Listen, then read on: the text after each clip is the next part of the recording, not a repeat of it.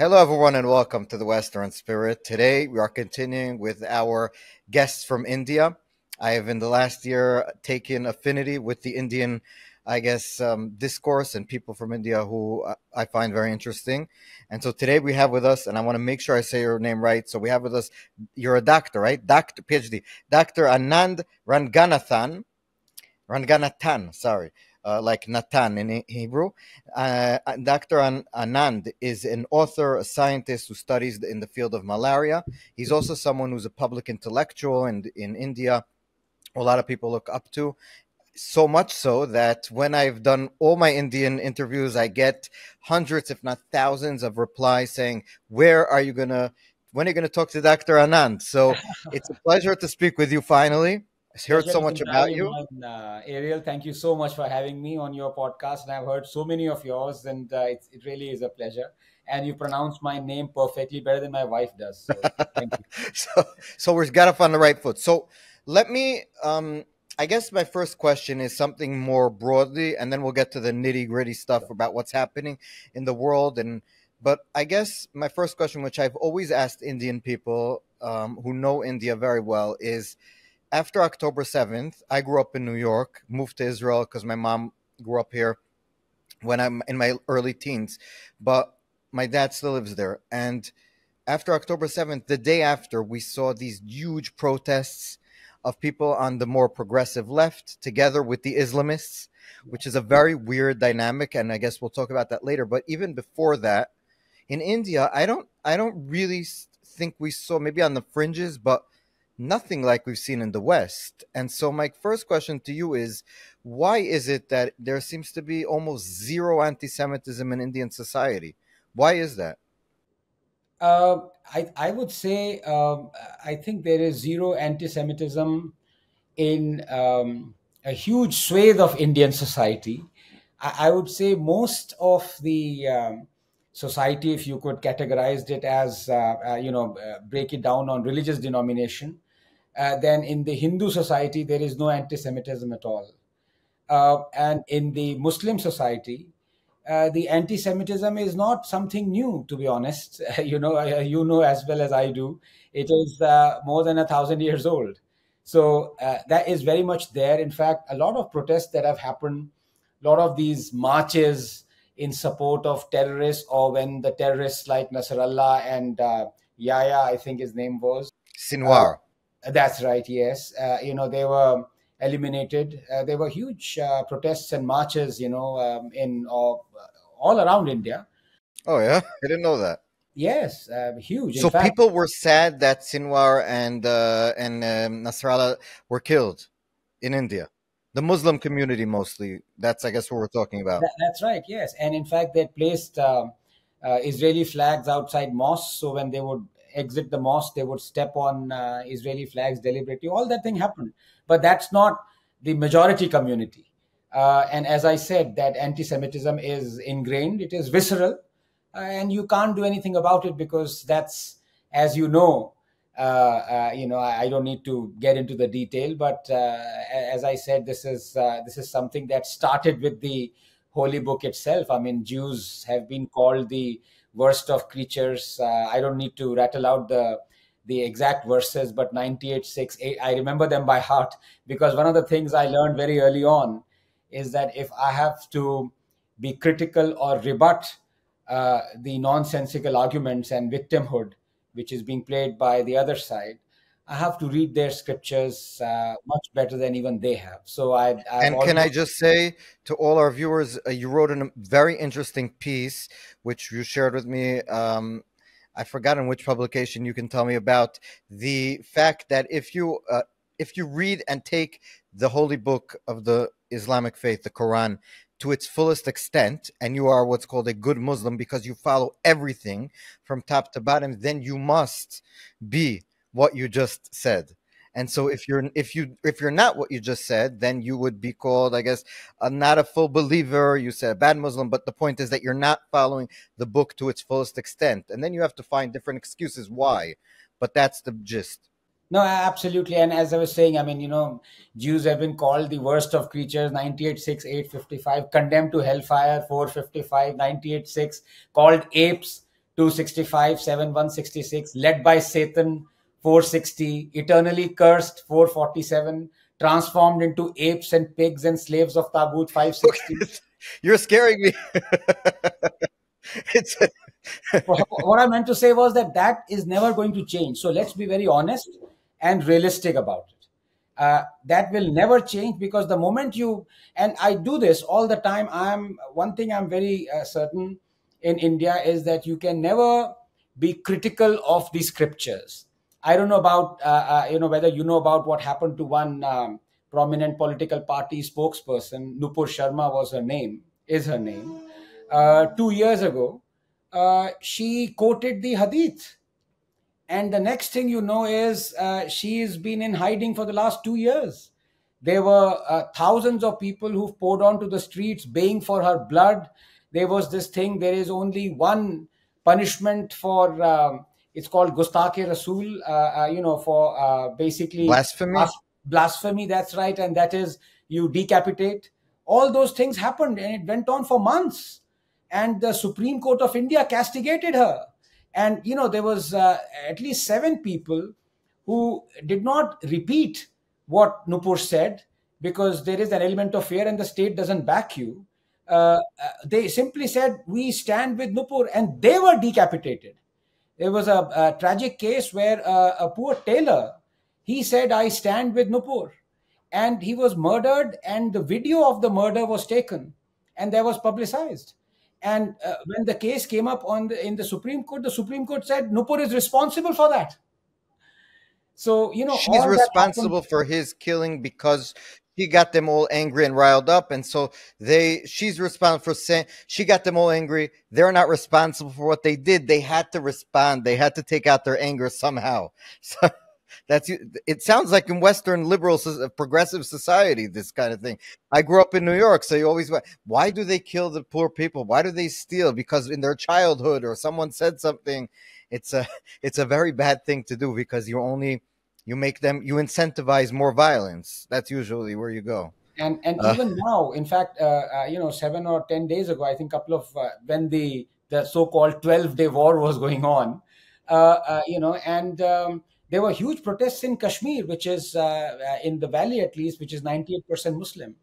And they were hugely in support of the Iranian supreme leader, who has been very anti-India recently, and who said that the Muslim Brotherhood should collect and fight for the freedom of the Kashmiri Muslims.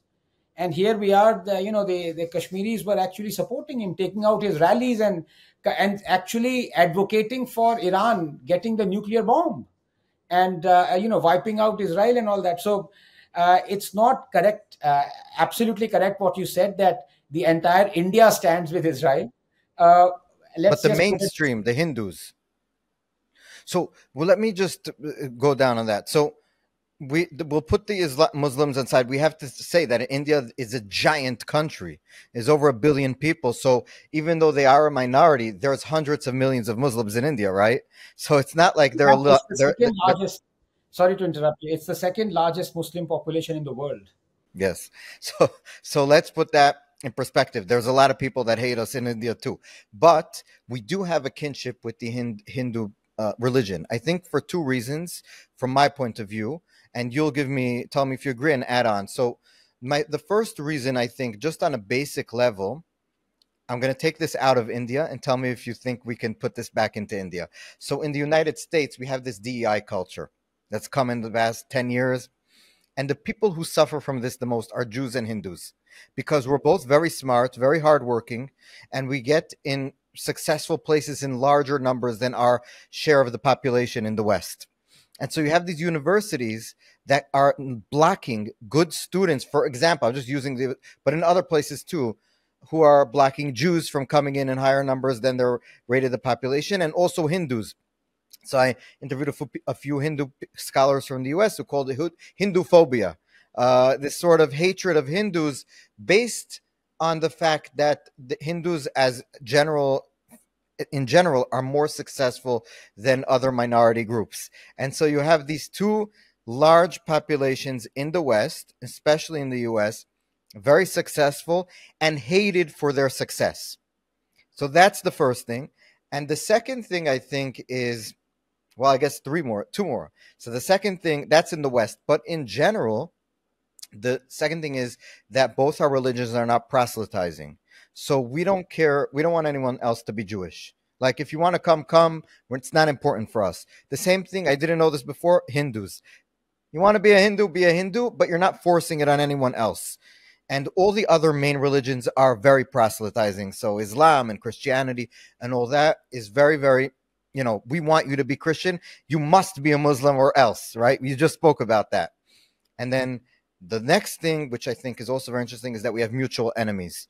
So you have the Pakistanis. We just, about a month and a half ago, I think, we just had one of the big skirmishes, but it happens all the time.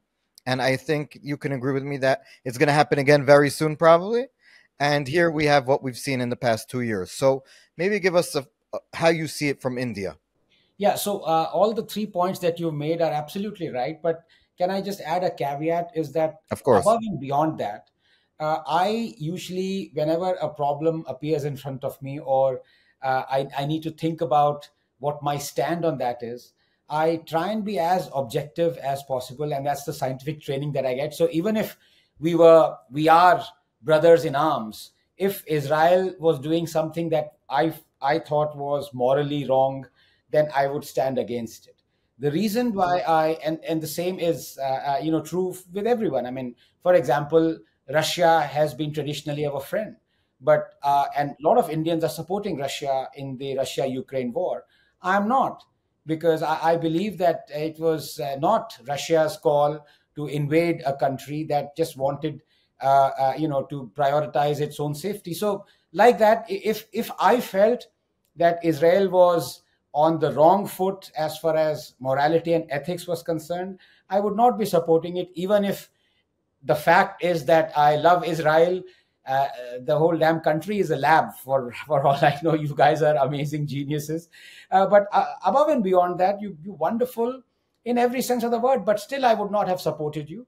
The reason why I support you is the following, and then let me just delve into it in a couple of minutes, because I want my stand to be clear to your viewers. So, standing, I believe, with Israel is not just moral.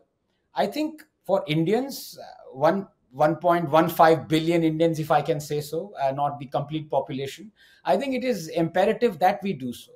Because, for one, we'll be repaying a debt. And that is what friends do. So let me explain first the debt. We haven't forgotten that in the wake of Pokhran 2, that was the second nuclear detonation that we did. The world slapped sanctions against us. Pakistan invaded us in Kargil, and the tide was turned by Israel supplying us with weaponry, going against world sanctions, going against American sanctions. Let us also not forget that most, if not all, our Arab friends ditched us miserably during the 1971 war with Pakistan. And it was Israel that came to our help despite America warning it not to. And these facts actually emerged from the explosive Haksar papers. In fact, Golda Meir, your prime minister, said, I hope Mrs. Gandhi would reciprocate the gesture in the future. And how did we repay Israel then? We backstabbed Israel. We did not back it during the Yom Kippur War in 73. Now to the moral question. So I would like to make a few points here, and I hope I'm not making them in a redundant fashion, because I think a lot of Israelis and your viewers would possibly know it, but as Indian and a lot of Indian viewers would possibly not. So these are the few things that I've based my support, irrefutable support for Israel, on irrefutable facts, because these are not opinions. Number one, let's be very clear about it. Hamas and Hezbollah, they use residential areas and hospitals as ammo dumps and patients as human shields. This itself renders the Geneva Convention completely invalid. And here is the thing. The hospitals in Gaza were safe and functioning well till October 6, 2023, weren't they? And they would have continued to be safe and function well beyond that had Hamas not murdered 1,400 innocent Jews and microwave babies on October 7th and brought this war upon itself. So let's be very clear. Hamas alone is responsible for the Gaza tragedy. Number two, the Jews were in the land of Israel more than 1,000 years before Islam was even born. So this argument that the land does not belong to Jews is totally wrong.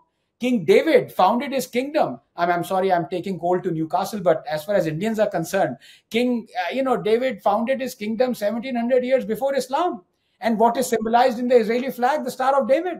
The Jews were driven out of Israel 500 years before Islam. And after the defeat of, as you know, Simon Bar Kokhba in the Jewish-Roman War. Number three, this is important. While the Israel Declaration of Independence in 1948, I think the charter does not discriminate between Jews and Muslims. The Charter of Hamas, democratically elected by the Palestinians, by the way, proclaims that the day of judgment will not come until Muslims fight Jews and kill them. Israel will continue to exist until Islam obliterates it, just as it obliterated others before it. And also, I've just rattled out some verses from the Holy Quran that Jews have been called worst of creatures, hellfire, apes, whatnot. And the fact of the matter is, number four, Israel has voluntarily given up land, Sinai, West Bank, Gaza, that it had taken after the Arab-Israeli wars. If it was a perennial aggressor, why would it do so? And number five, Israel believes, like I do, in the two-state solution where Israel and Palestine can live peacefully side by side. Hamas does not. Number six, Egypt has demolished thousands of Gazan homes along the Sinai border. Egypt has flushed out Gazan border tunnels, not Israel. And finally, look, I think unless we understand the psyche of those who stand against Israel, have you ever wondered that a small sliver of land surrounded by the richest, the wealthiest nations in the world, the Arab states, remains the poorest when the same nations have converted deserts into Dubai? And yet Gaza remains the poorest, filthiest, sickest, most dangerous place in the world. Why? Because they want to play the victim card. Just like after they start the violence, kill Jews, they march down their dead killed in retaliatory Israeli action to show the world that Israel is the oppressor. They project Gaza as an open-air prison and gutter because Israel has made it so, they say. So they care more about denigrating Israel than about developing Palestine. These are the 7 reasons, Ariel, why I support Israel. Not because, of course, it is true you are my brother and Israelis are, but these are the rational arguments of mine. So, Anand, I want to, first of all, amazingly said, well said. I want to just 2 comments on that, just from my point of view. When I came to Israel, and I was in 2005, I was here already, and I was protesting as a youngster the government at the time that was kicking the Jews out of Gaza. Yes, And I I was remember. beaten up by policemen in Israel for blocking roads and doing all the stuff that people who want to stop a certain thing from happening in a democrat country try to do. And I got, I won't say badly beaten, but pushed around by cops. And I remember how traumatic it was for me, being a Zionist religious person, someone who opposed to you does not believe in a 2-state solution. That's just my opinion. But I remember when they took the graves, the Jewish graves, out of Gaza. They took every last Jew, alive and dead, out of Gaza, brought him back into mainland Israel, or whatever you want to call it, and gave it to them. And I remember a week after, there were already videos of them going into the greenhouses that the farmers left in Gaza behind for them to use fully intact. And they were breaking it and burning it and destroying it. And I was like, even as a young person, why would they do that? There's at the time, there's 1 million plus. Now there's 2 million. They're very, they have a lot of children there. And there's 1 million people there. They're all poor. They have greenhouses. They can develop it. And instead, the Jews left it. It must be burnt. And the second thing I would just add is the fact of the open air prison. It's such a weird talking point, given the fact that, like you mentioned, Gaza has a border with Egypt.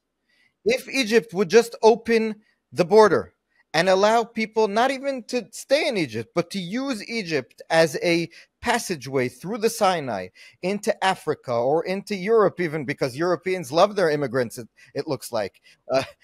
Not looks like, it is true from other places like Libya and Syria and all these other places around us. But no, the Egyptians have closed the border, and since October 7th have put up huge fences with barbed wire all over the place. And so the only conclusion that anyone with a sane and rational mind could come is that this is the only conflict in the world where people are not allowed to run away from the conflict.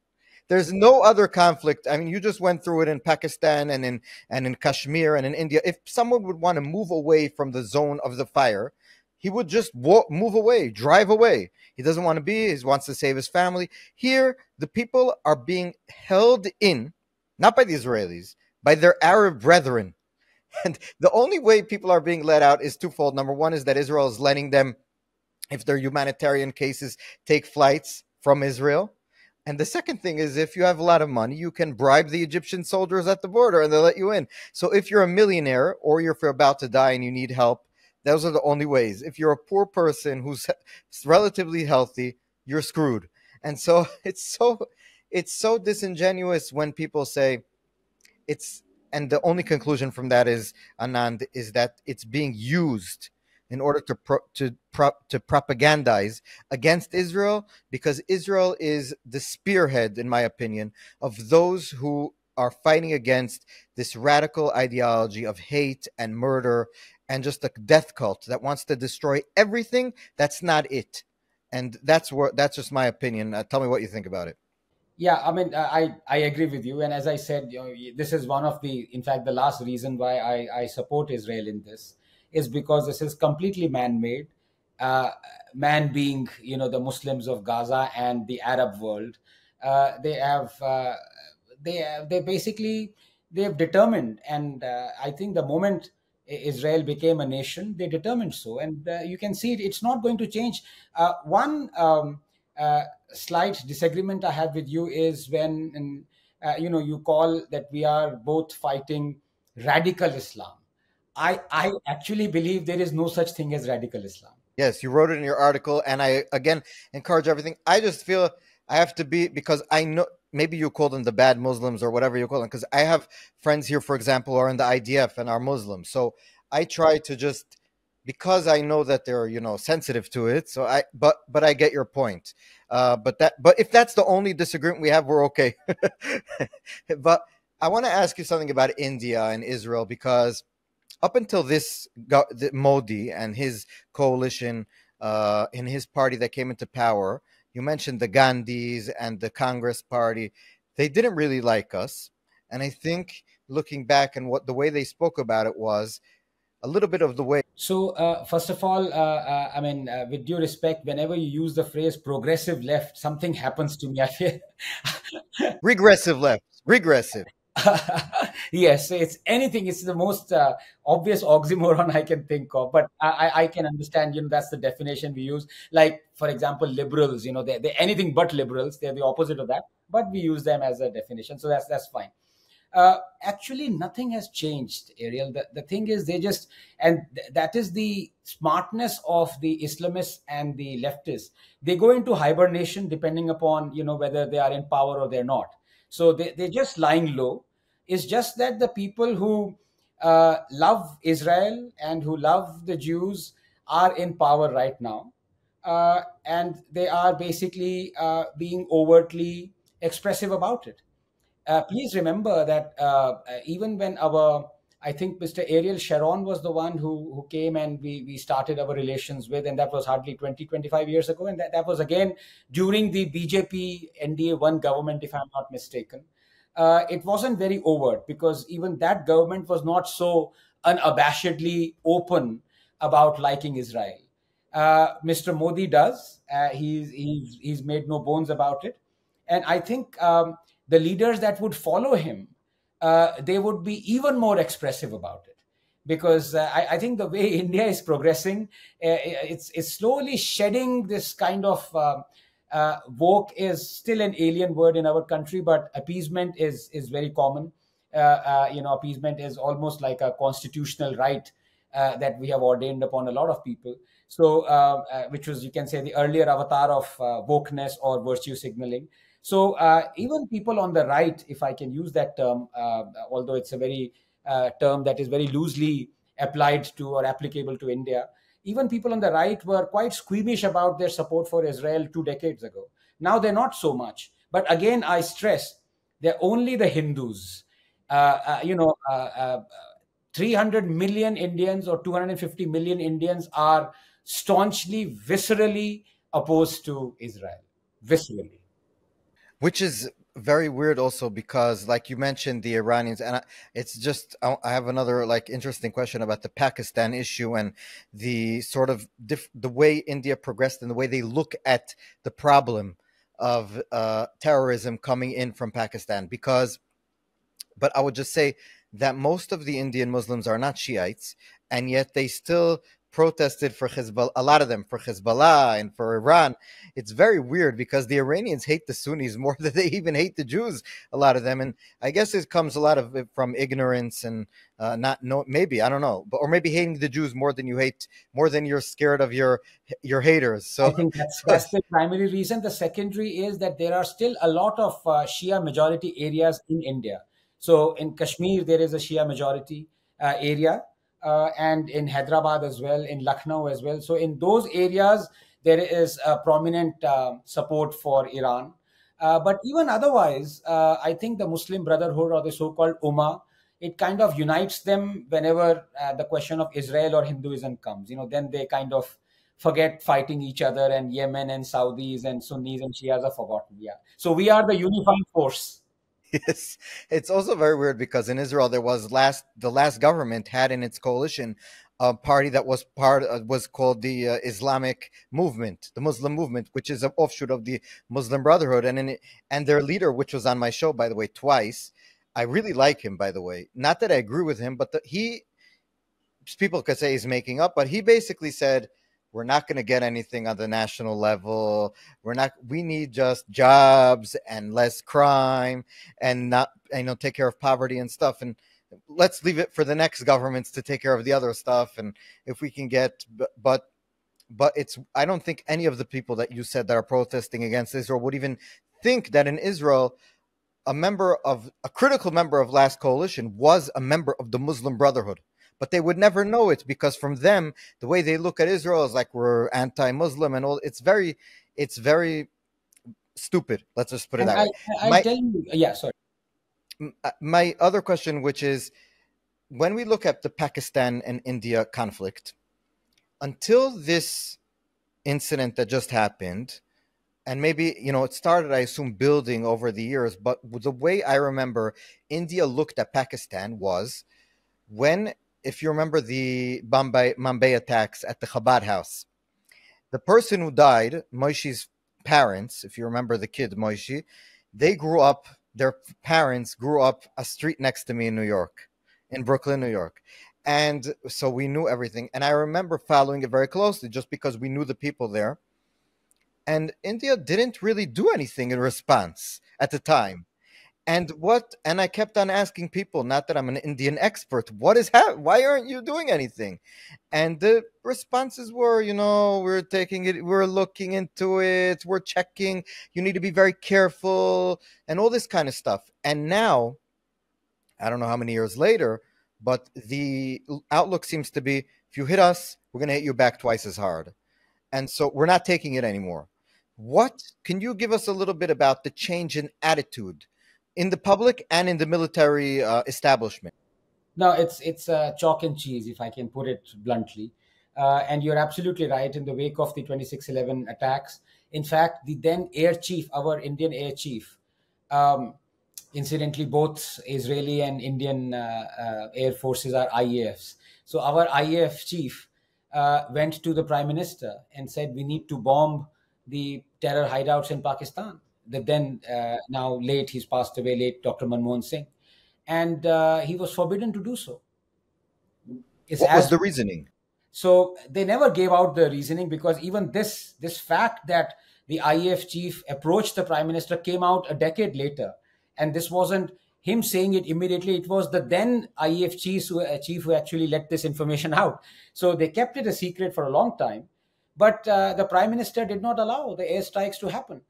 Many people conjectured because of the nuclear bluff, or but be that as it may, the fact of the matter is that we restored our relations with Pakistan not just to the same level as they were before the attacks, but we made them even better.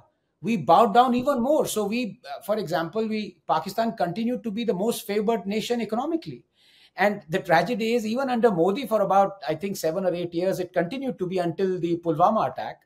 Uh, So we've always mollycoddled this thing, and the previous government, the Congress government, of course, had a huge bloc, the Muslim bloc, to appease to. So they were always, worried about that. All their decisions were based on that. So much so that the handlers of Kasab, the main terrorist guy who perpetrated the attacks, they ordered him to wear that sacred Hindu thread on his hand. It's called kalava. Uh, and the idea was that they would make it appear as if it's a Hindu terror attack. And luckily, and I would say this, one inspector, Sub-Inspector Omble, he died. He got hold of Kasab alive. So Kasab, they were about five Pakistani terrorists. Kasab was the only one who was captured alive. And had he been killed, Congress was all ready to portray this as a Hindu terror attack. This country would have had a civil war. They would have banned and arrested people left, right, and center. In fact, even while Kasab was alive, they published a book, and the book was publicized and was launched by Congress leaders, saying that this is an RSS conspiracy. RSS is the you can say philosophical wing, or the umbrella under which the present government operates, the BJP. It's an offshoot of BJP is an offshoot of RSS. So the whole idea was to portray that attack not as an Islamist attack, but as a Hindu terror attack. So Congress is mired in this. People knew this. What has changed is, and I would say, and I've written about this as well, I think Prime Minister Modi's greatest achievement is the putting in abeyance of the Indus Water Treaty. This is just to give you a bit of a background. This Indus Water Treaty was signed in 1960 between the then Prime Minister Jawaharlal Nehru and the President of Pakistan. It distributes the waters of the Indus Water river system. So there are west rivers, there are east rivers, and it was so lopsided, just to cut a very long story short, that almost 80% of the water was given away to Pakistan. And the idea was, it was almost de facto that if we abrogate this treaty or put it in abeyance, it would be considered as an act of war. So even India fought 3 wars subsequent to signing the treaty. We never blocked the water. We never used it as a negotiating tactic. We never used it as a deterrent, never ever. And we suffered so much. So this time, that was the first step that Modi took. He put this in abeyance. And I'll forward you the article I've written. And in order to write that, I have redrafted the Indus Water Treaty in case we think of having this treaty against with Pakistan. What would the clauses look like? And in order to do that, I had to revisit what the original clauses were. And my God, it was like surrendering the country. It's unbelievable, in terms of appeasement or virtue signaling or whatever you may call it, we've given away to Pakistan. It's crazy. So I think it's a page has turned with Mr. Modi, no doubt. And can we also say that it's very weird because Pakistan is a very poor, backward country with a very bad sort of illiteracy rate, and it has large swaths of area that are controlled by all these like different warlords and stuff on the border with Afghanistan.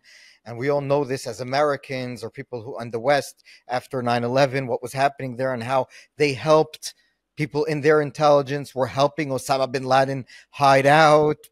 This is pretty much fact at this point known.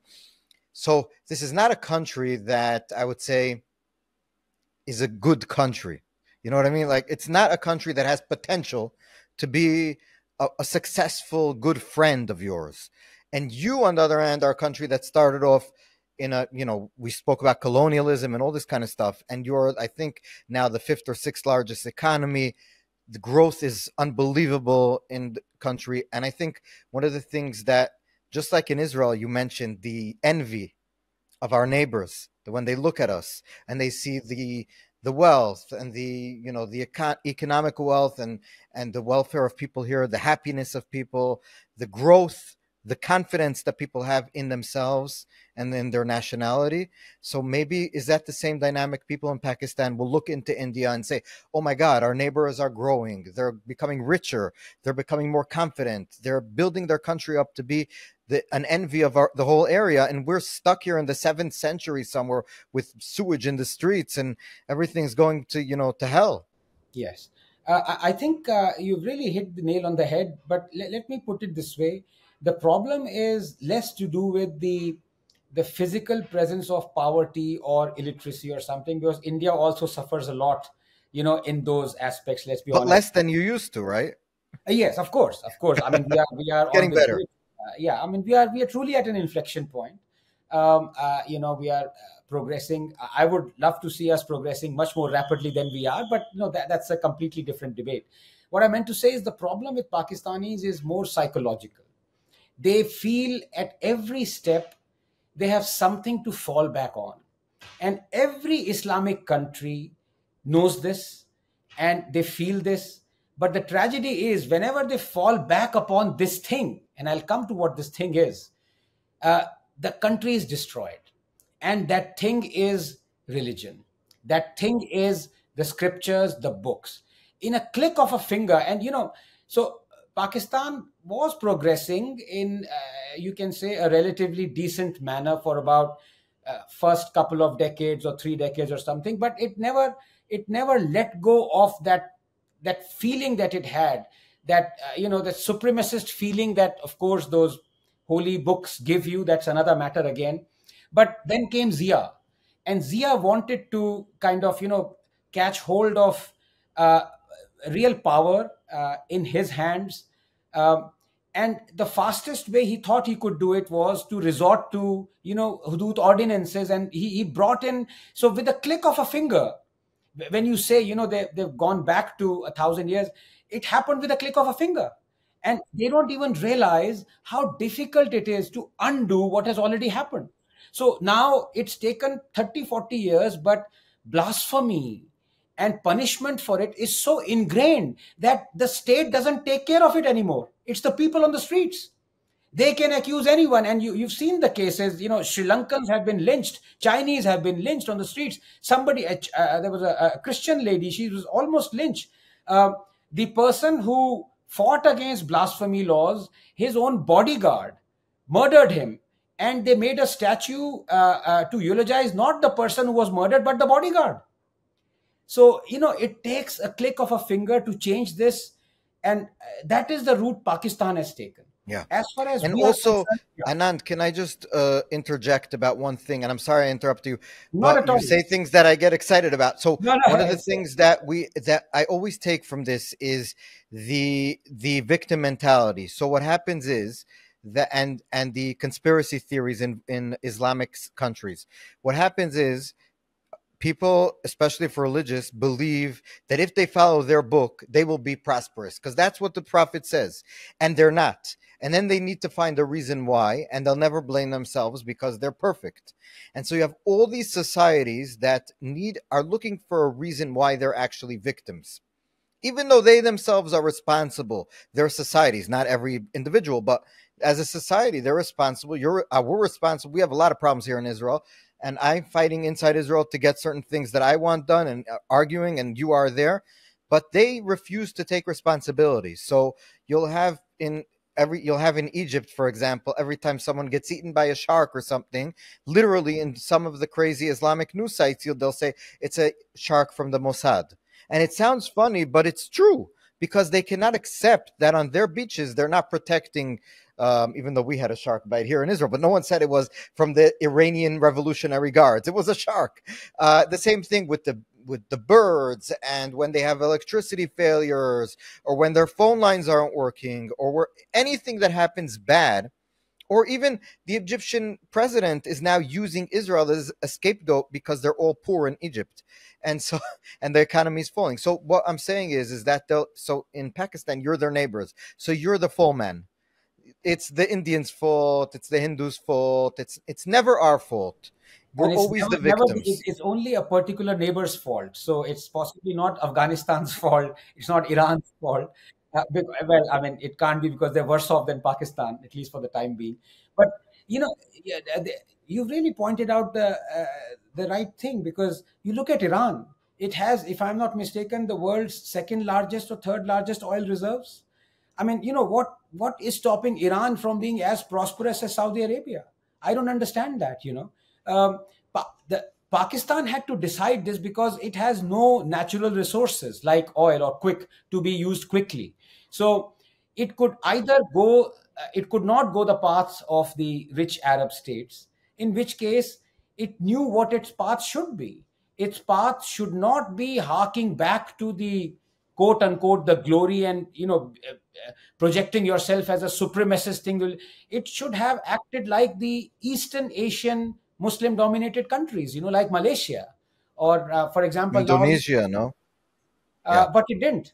It and if you look at the history of Pakistan, Pakistan is India, for heaven's sake. Even Afghanistan, you look at the Buddhist. I mean, basically it was the base. But for the last 40, 50, 60 years, Pakistani children have been deliberately taught to forget about their actual history. Now all of them believe that they're actually Arabs. Can you believe it? And the Arabs hate them. So it's just so twisted. In fact, I would hugely recommend V.S. Naipaul. You would know him. He was an amazing author. V.S. Naipaul did a critical analysis of, what in the new countries, newly converted countries. And I think his two books, Among the Believers and Beyond Belief, are essential reading. He basically identified what we are talking now 40 years ago. Absolutely remarkable.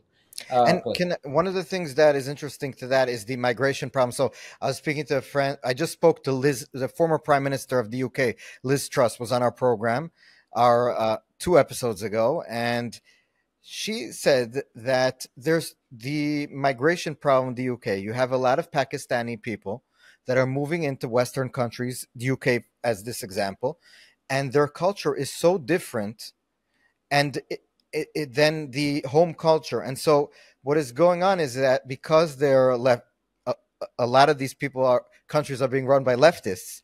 They are refusing to crack down on these stuff. So you have the grooming gang story, which Pakistani men are abusing British white working class women, girls, and some of the local police departments are like, no, no, no, it'll be Islamic phobic if we do anything. If we stir, people will start hating Muslims if we tell them about this. So some of even the police stations were like throwing it under the rug.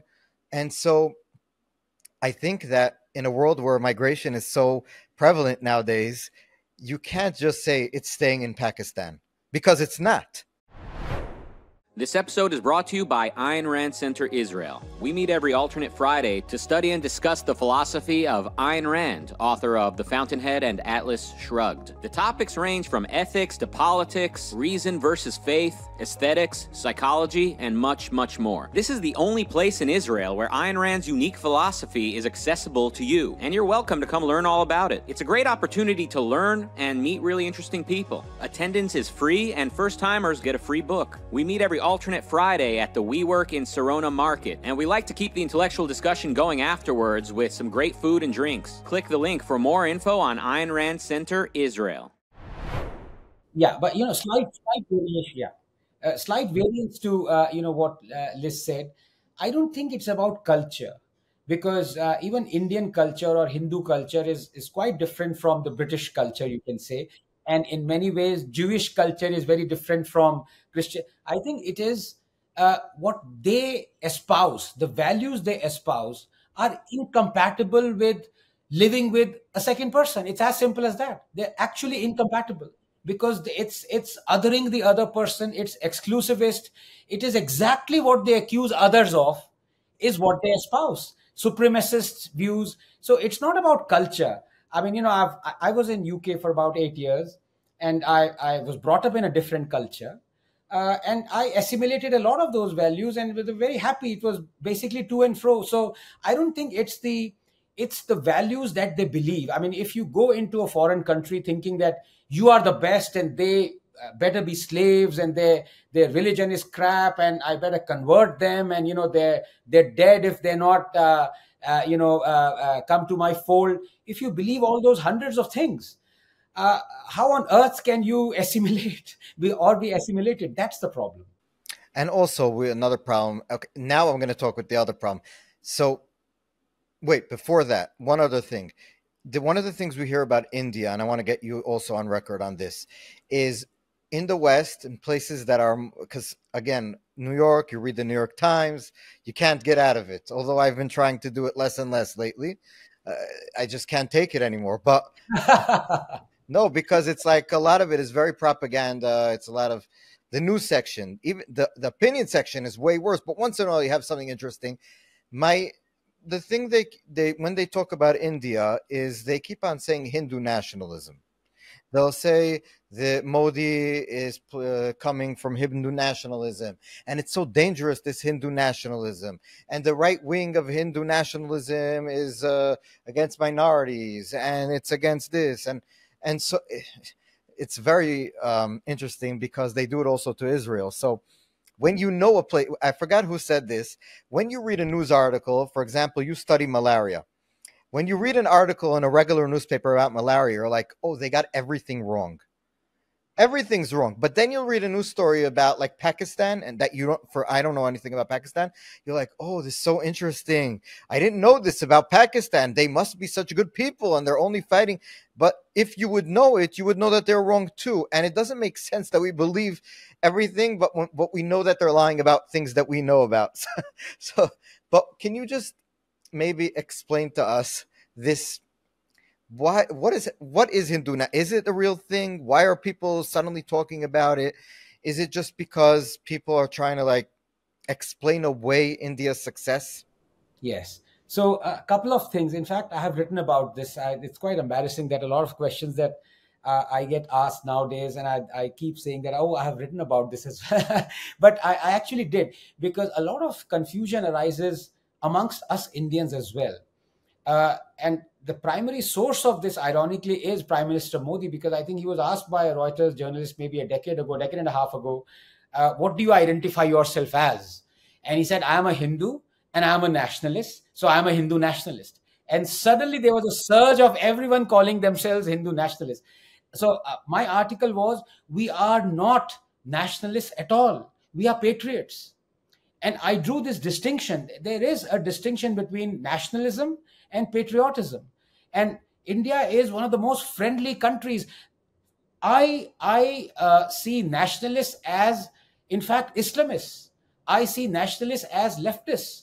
I see nationalists as the people who other them, who feel supremacist towards others, who are always saying that we are the best. You learn from us. You come to our fold. India doesn't do that at all. So I'll forward you that article, and it factually disproves this. In fact, I would say one of our greatest scientific endowments to the world is this phrase called Vasudhaiva Kutumbakam, and we gave this thousands of years ago. It means the world is a family. More than 1,000 years ago, we gave this world. It is in our holy scriptures, and it is on the threshold of our parliament as well. And genetically, it is the most appealing of things. We believe in diversity. We believe in marrying different cultures, assimilating different cultures. In fact, there are more, and I've tweeted about this. There are more non-converted Zoroastrians in India than there are in Iran. The first country they ran to was India, and we took them with open arms. So we are anything but nationalists. We are patriots.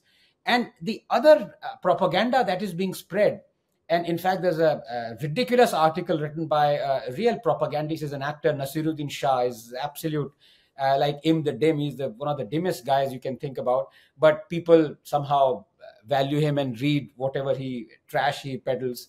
He's talked about, oh, the childhood was so different. There was no bigotry in India, and there was no fascism in India, and absolute rubbish. If at all there is a community that has been constitutionally, legally, socially, educationally discriminated against for 70 years in India, it is the Hindu community, not the Muslim community. I've written a book on it, Ariel. My book is called Hindus in Hindu Rashtra. I give 8 examples why Hindus are 8th class citizens in India, not 2nd class or 3rd class citizens. Because if time permits, I can give you 3 or 4 very quick examples, if I may. Go quickly. Yes. Yeah, of course, because time is... So it is only in India that you find that the majority community is a refugee. I mean, do you find Americans as refugee or in exiles in America? Are there Germans who are refugees in Germany? Why are there 700,000 Kashmiri Hindus as refugees in India for 33 years? It is only in India that our Hindu places of temple or temple places of worship are under state control. Mosques and churches are not. This is constitutional. This is legal. It is only in India where only Hindu run schools have an obligation to provide 25% reservations to the poor people, not the Muslim run or Christian run schools. So, the discrimination is happening against Hindus. And here, as Goebbels said, the first art of propaganda is to accuse the other person of what you're guilty of. So that is what the Hindus get accused of, Hindu fascism. Hindu fascism is the exact opposite. But also, no one is. I think you mentioned about like people being stoned and killed in Pakistan for having the wrong opinions. Is that's not something that, to correct me if I'm wrong, that like let's say you're a minority in India, whether it's an ideological minority or religious minority, that the majority population is now running around and like beating up people, or the government is going arresting people for their opinions. Is that something that's even remotely true? Uh, it is true, but it is religion agnostic, in the sense we have laws that stifle free speech, that stifle dissent, and the laws were ironically brought about by our first Prime Minister Jawaharlal Nehru, the famous First Amendment of our Constitution, where he stomped upon our free speech. So it is subject to public order, subject to this, subject to that. I mean, how can free speech be subject to something that is not free speech anymore? So your And First Amendment is against free anti, speech, exactly, and ironically, the American First Amendment is pro. It's very I know, yes. So yes, so in and so that's the reason why films are banned. People are, as I say, if I am not in jail right now, it is because the state has decided I need not be jailed. The day the state please decides don't be jail, jailed. We like you, and we hope that you'll be okay. Lastly, well, actually, I have a number of stuff to talk to you, but lastly, let's because it's the middle of the night in India. Uh, I want to just before let me just ask you something interesting, because this isn't an Indian phenomenon; it's a Western phenomenon. But it's interesting to get someone that's sitting in India looking out from outside into the West. Again, October 7th happens, and we see these protests between what Ayan Hirsi Ali was on my podcast, and she calls it not only her, but the Watermelon Alliance, the green Islamists on the outside, and inside you have the communists, the Reds, and you have actually someone with he's not an Indian descent, he's actually Ugandan descent. I think his mom's somewhere Indian. The guy, New York, my hometown. 25 years after 9/11, I saw the World Trade Center get hit by the planes from the window of my school in eighth grade. And now, 25 years later, a guy not only is he's a Shiite Islamist descent, and I don't think I think he still is a Shiite Muslim, but he's also a communist. So he's all over everybody that hates America. He's best part of of all it. worlds, best of Yes, all worlds. exactly. He took everything. He's like the coalition in himself. And his father is a professor at Columbia that is of colonialist studies, so he hates America. His mother is a filmmaker who hates America. So you have this, and obviously hates Israel because that just goes with the territory. And you have this like inside the West, this sort of cancer that's eating it in from the inside, where there's a coalition of people that like they don't agree on anything except for that they want to tear down the system. That's it. They don't agree on what's going to happen after the system gets torn down. They don't agree about why they're tearing down the system per se. One, it's religious, ethnic. The other one, it's just stupid. They're really dumb people, a lot of them. But how do you look at it from the outside? So I feel the situation, because we've not just suffered this, we've learned to live with it. Israel hasn't as much, because Right. I don't know how much you what's the demography of Israel. I think you have about 10% Arab Muslims, at maybe More. less. More. More, right? Yeah. Yes, So we have like about 20%, a fifth of the country. right. So which is approximately the same that we have as well, 20% of the population. But of course, we had this partition and the suffering and everything. But we've learned to live with it. The irony is, the people who support the Islamists, they haven't. Because what they've done over the last 70 years is they've hid exactly the utterances of the people they've made as their heroes. Now, let me explain. One of the persons, and he's in fact my hero as well, but he is the hero of all the Muslims and all the people from the deprived community in India, Dr. Ambedkar. He was absolute genius. He wrote our constitution and so on and so forth. And he said, I was born a Hindu, but I won't die a Hindu. So he converted to Buddhism. And he wrote a lot of things about Hinduism, about the caste system, about how it denigrates, it takes away humanity from a person. Is gut-wrenching stuff. But the fact is, all that what he wrote about Hinduism is projected by Islamists and the leftists. But he wrote a lot about Islam as well. And that they have hidden for 70 years. Let me quote you exactly what he said, because that will be very clear and that's very essential. And let me quote him now. Islam is a close corporation, and the distinction that it makes between Muslims and non-Muslims is a very real, very positive, and very alienating distinction. The brotherhood of Islam is not the universal brotherhood of man. It is the brotherhood of Muslims for Muslims only. There is a fraternity, but its benefit is confined to those within that corporation. For those who are outside the corporation, there is nothing but contempt and enmity. The second defect of Islam is that it is a system of social government and is incompatible with local self-government, because the allegiance of a Muslim does not rest on his domicile in the country to which is his, but on the faith to which he belongs. To the Muslim, where it is well with me, there is my country, is unthinkable. Wherever there is a rule of Islam, there is his own country. In other words, Islam can never allow a true Muslim to adopt India as his motherland and regard a Hindu as his kith and kin. He wrote this 100 years ago. Every word is true right now. Can you imagine this? Yes, but also It's a fact. is so right, and I agree. But I think it's even crazier than that, in the sense that I thought it was a joke, but when I was there, I saw the signs, "Queers for Palestine." I couldn't believe it. I'm literally saying that to this day, I have a part of me that says no, it has to be a joke, because I know people who work with homosexual Palestinians who saved them from being killed, and they were brought to Israel to find refuge. So, and then you have people in the West that are saying we are queers for Palestine, but the queers need to run to Israel to stay alive. Instead of, if they would stay in Palestine, they would be killed. And it's like, it's not stupid in the sense that they really do believe that the most evil, even more than homophobia, they say they're against homophobia, but even more than that, because the people they're marching with are the biggest homophobes in the history of homophobia.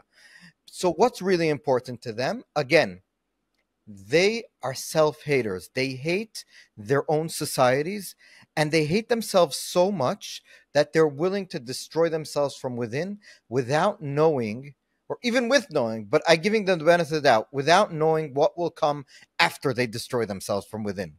And that is the most amazing thing you can say about a society that's in decline. Meaning, if you look at the great societies in the past that died, they were nihilistic and self-hating. It's like, this is where we are today. These people only care about themselves individualistically, which is fine. I mean, I have a family, but they don't usually have families. It's sorry to say, but also they really hate themselves. They're full of self-hatred. Do you, let me just ask this, as someone who lives in India, do you see any Indians with this amount of self-hatred? Very difficult. I think you have to be, I think even brainwashed pales in comparison to what has happened. And it's a tragedy. I'll tell you why.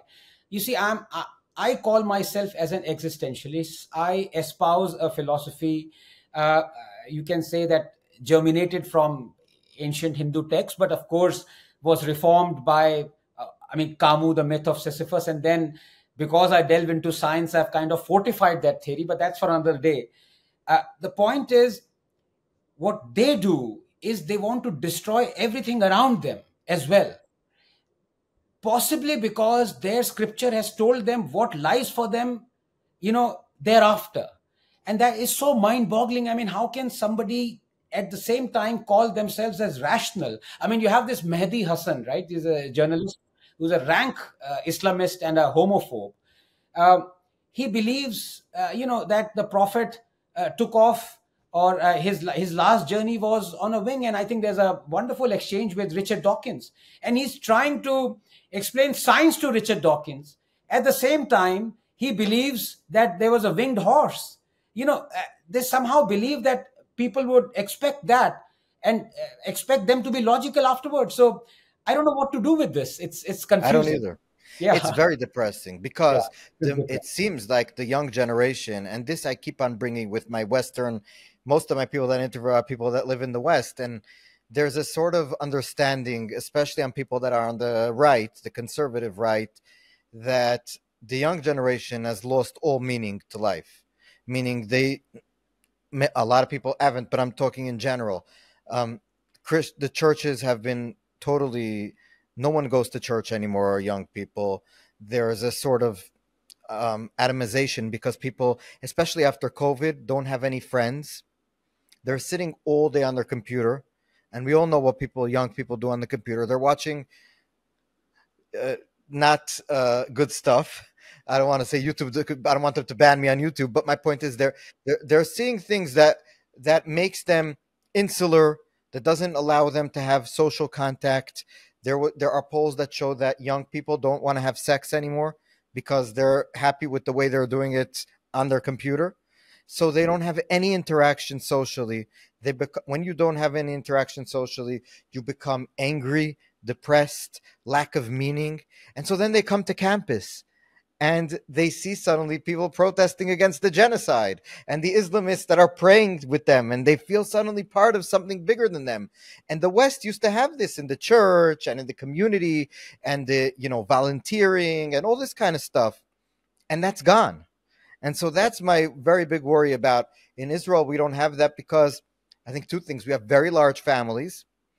And plus, there's no way you can get out of going to the army unless you're ultra orthodox. But then you have your own family, big family. So that's. But we just had the war, so people are all together. And in the tank in Gaza, there's a leftist, a rightist, a religious person, a secular person sitting in the tank, fighting the terrorists together, dying together if needed. And the reason I'm saying is that people have a meaning to life and a sense of belonging. And also in India, I think, in just in general, people feel part of something. They feel part of their religion, their faith, their people, their community. India is known for this, for family. So just to close it off, tell me a little bit about if you feel that India is insulated from this problem. To an extent, yes. I mean, what you say is true. But as I said, I would love you to invite me for this topic in the future, because this is at least I would love to blabber on for an hour on this, because my views stem from the fact that this is entirely predictable. This was bound to happen. And the only reason why its speed got a bit ebbed was because humanity developed suddenly very quickly. We became comfortable very quickly. We latched on to a lot of discoveries, that scientific discoveries that gave us comfort, and religion came in. Otherwise, I believe in as much what shall I say, significance of humans as any other life form. But as I said, that's for another day. To answer your question, yes, India is bound by a lot of, I wouldn't say religious belief, but philosophical belief. I mean, but the difference is there is no self-loathing, as you rightly put. There is no destroying the world. There is no othering. There is no hate for the person who is not a believer like you are. That's the difference. So, as in fact, it's nice that we ending where we started off. You talked about the similarities between Hindus and Jews. We don't care. We don't proselytize because we don't care whatever you are. At the same time, we may think. I mean, you have the Jain philosophy, which is an offshoot from the Indic system. You would have billionaire Jains, and at 30, 35, they would renounce everything. They would pluck their hair and walk off. It is renunciation. And they believe that that is what life is ultimately. There it pales into everything, pales into insignificance. There is no purpose to life, there is nothing to life. But in the time that they are leading that life, they're not othering others, they're not hating people, they're not. So I think what you say is very interesting, but again, topic for another day. No, but I would also just before I just want to say it's not religion per se. What I mean is, like even Richard Dawkins, if I remember correctly, said that he wants the UK to go back to its Christian culture. So what he meant was, I think he's obviously not a Christian, and he obviously doesn't believe in a higher power. But I think he meant is that at least in the church, people had something, a togetherness, something that brought them to feel that they were part of them. They had something in common with each other. And in the West, when I go to New York, people could just be like sleeping in the street and no one even cares about them. And but then I go to my old neighborhood where everyone's ultra orthodox Jewish, and if someone needs a little bit of money to buy food, or if someone gets stuck on Shabbat on the Sabbath and he doesn't have where to sleep because we don't drive cars or even use electricity, someone will offer him a room.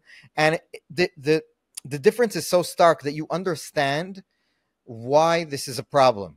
You understand that the second people don't have anything in common with each other, they turn to already destroying what they used to have in common. And so I think that's also in India. It doesn't have to be the religion per se, but you feel part of something. You feel part of your friends, your brethren, like you called me a brother.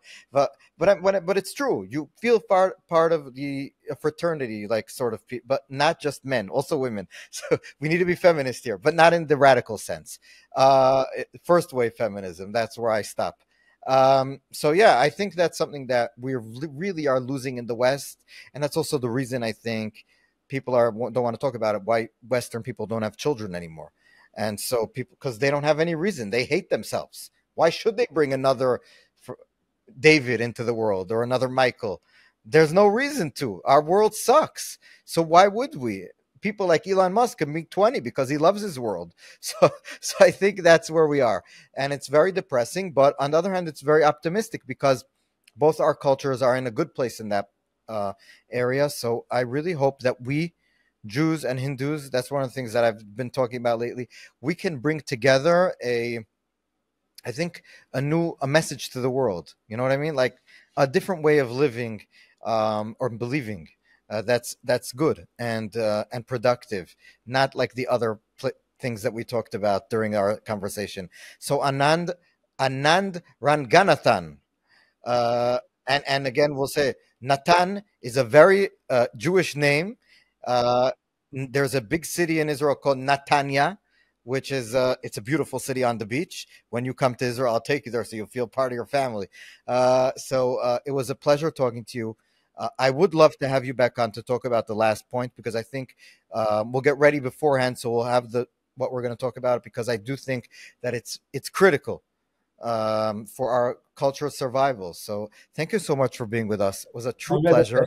Thank you so much, Ariel. Ariel. And when you come to Israel, I will take you to check out the Shabbat. You will be our driver because you're not Jewish, so we can use you to put on the lights and everything. So it'll be great. Thank you so much for being with us. But I need to say this. Thank you so much to you and to all the Israelis. And as I said, Israel for me is a very special country. It's the entire country is a lab, and I love that. And I think you don't feel that you have to contribute something to the world. You do it automatically. And it's not just the Jews in Israel, it's the diaspora, like you said, like Indians do. So thank you for that. Thank you for all the scientific discoveries that every one of you in Israel has made. And I hope one day I'll be able to visit Israel. But most importantly, please stay safe. Please stay safe. God willing, we just had a siren. I spoke before we started in the South.